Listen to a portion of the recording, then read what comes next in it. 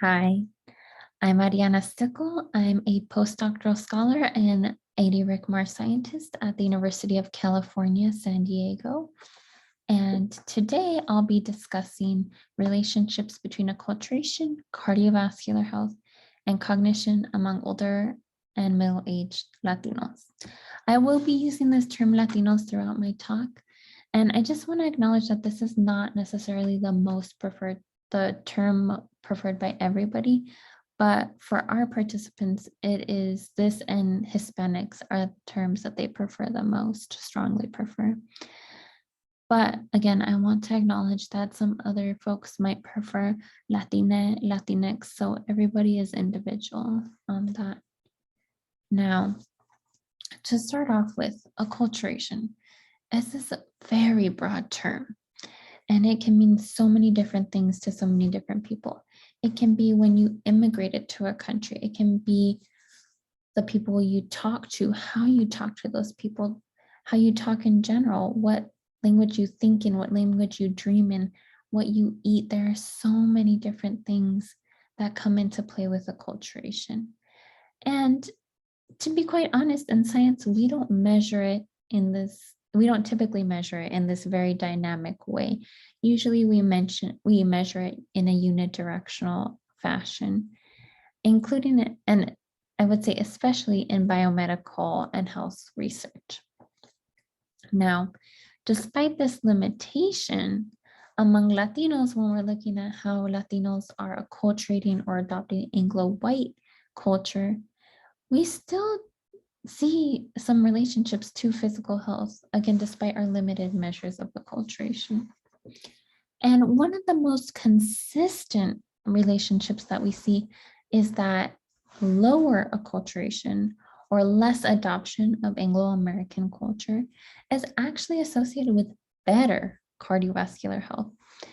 And this is a little bit interesting because those who you would think would have better cardiovascular health, those who are more acculturated, maybe they have an easier time communicating with healthcare providers, they might have better access to healthcare, they might have higher income.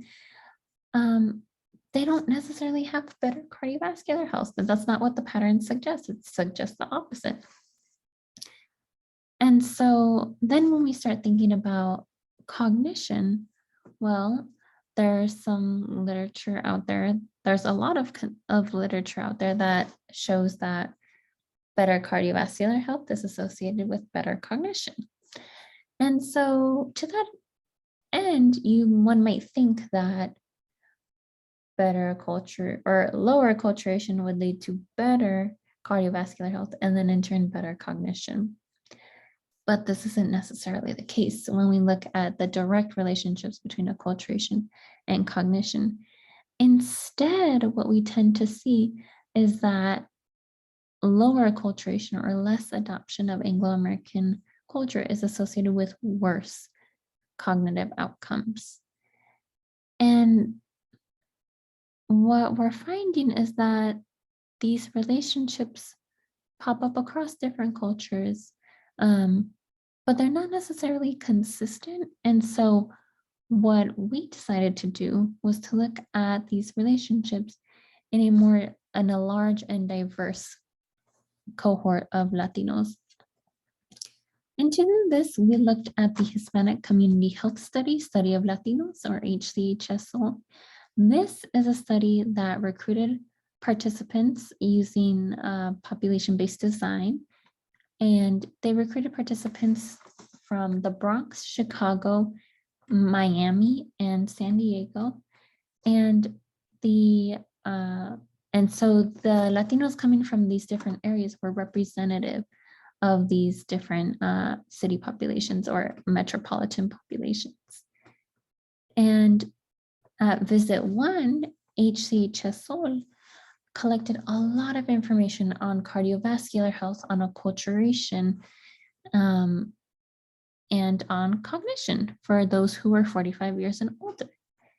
And in particular, we had 9,000 Latinos who did complete measures of acculturation, cognition, and cardiovascular health at that first visit. Now, 7 years later, an ancillary study from that HCHSO study called the Study of Latinos-Investigation of Neurocognitive Aging, or SOLINCA for short, came along and actually had over 6,000 Latinos from that 9,000 that completed testing at that first visit come back for a second round of testing on average 7 years later. And so now we have a lot of rich data to look at so that we can look at acculturation and cognition 7 years later, as well as change over time in cognition from visit 1 to visit 2. And we looked at a few different acculturation measures, ones that were more related to who people associate with, others related to what languages they prefer to use, English or Spanish in different contexts.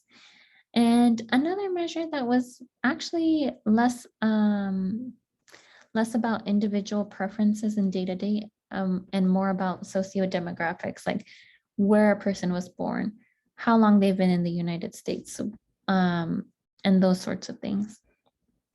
And I won't go into the details of those different measures, but I will say that the pattern of results that we found was relatively consistent across the different measures. So I'm just going to talk about acculturation in a broad sense to represent the different measures altogether.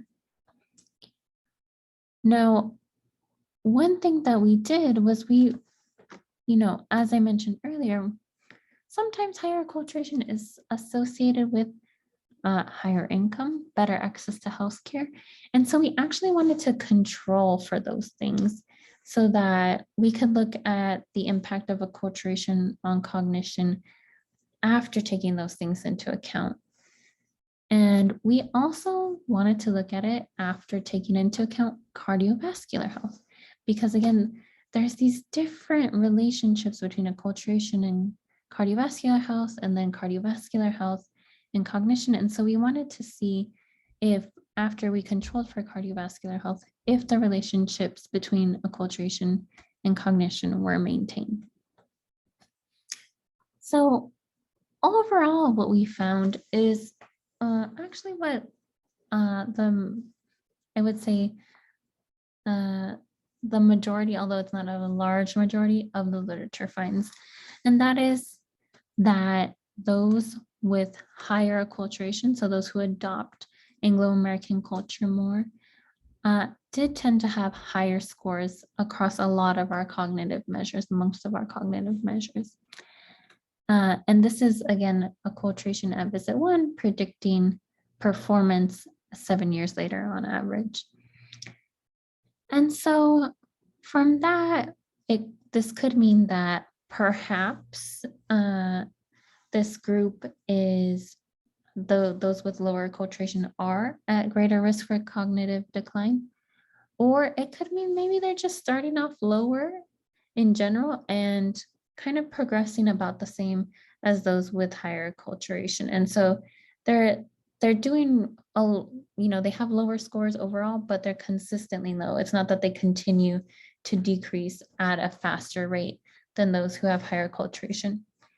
And so to get an idea of actual change over time or decline over time, that's when we started to look at the change in cognition from visit 1 to visit 2. Again, on average, 7 years, a 7-year change.